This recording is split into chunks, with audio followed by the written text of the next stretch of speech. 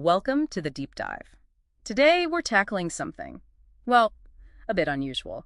We started with 12 scriptural verses, things like Jeremiah 49.46, Psalm 77.5, Genesis 22.17, pulled completely at random. Randomly. Exactly. And the sources we looked at asked this one big question. Even though they're random, do these texts secretly link up? Is there some hidden theme connecting them? Right. And that was the mission, really, not to impose a theme, but just to see, if one emerged from the texts themselves. And, well, it did, pretty clearly, actually. Yeah, surprisingly so.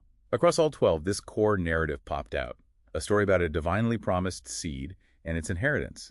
And this story unfolds through, a cycle of conflict, judgment, and finally, restoration. Okay, let's unpack that a bit. The central idea, the seed and its inheritance, it gets really interesting when you see how it connects. It's not just about a family line. No, it's more specific. It's often about that lineage being in serious trouble.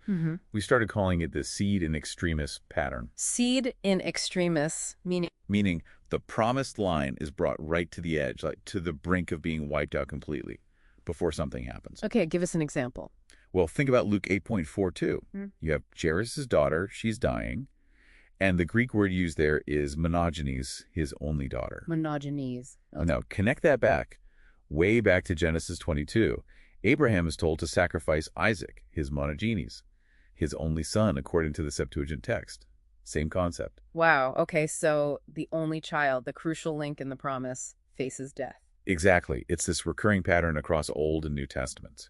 The seed faces annihilation, then there's this miraculous preservation, ensuring the inheritance can actually continue. It's deeply embedded. That's a powerful pattern. But, this brings up a crucial point.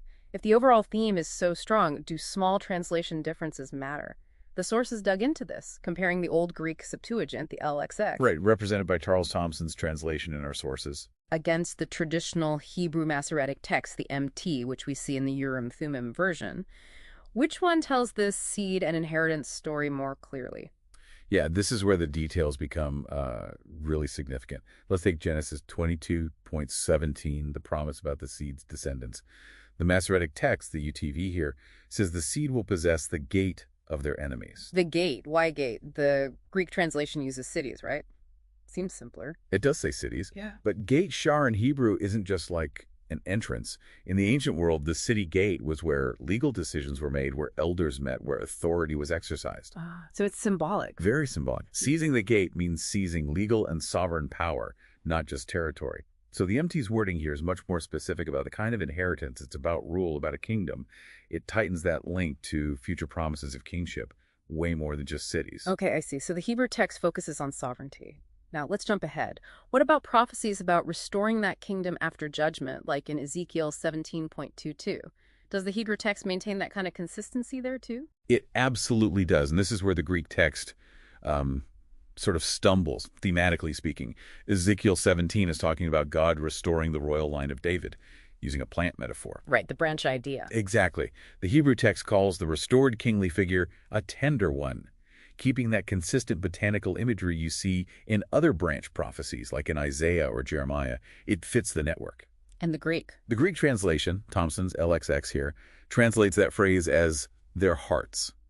It suddenly shifts the metaphor from a plant shoot to, well, a human organ. Oh, that breaks the pattern. It completely breaks the symbolic consistency. If you're trying to trace this royal branch or seed through prophecy, that sudden shift makes the network, less coherent. So, stepping back then, we started with these 12 supposedly random verses. We looked at the underlying theme, the seed in extremis, and compared how the Hebrew and Greek texts handle key moments. What's the big takeaway? Well, for this specific set of 12 verses, the conclusion from the sources was pretty clear. The Masoretic tradition, the Hebrew text, as seen in the UTV, showed a stronger internal coherence. It tracked that seed and inheritance narrative with greater thematic symmetry, using more precise and consistent language. So the randomness actually revealed a kind of underlying structure. It seems so. A structure built around this narrative. Huh. The seed, the struggle for its inheritance, the promise of a kingdom, and ultimately triumph over enemies, echoing all the way to Babylon's fall in Revelation 14.8, which was another one of the random verses. That's quite something, finding such a tightly woven narrative in a random selection. It really suggests the Bible might have this deeper structural integrity than we sometimes assume. Which leaves us with a final thought for you. If this much coherence can emerge from a random sample, what other deep interconnected structures might be waiting there if we just let the texts themselves guide the way?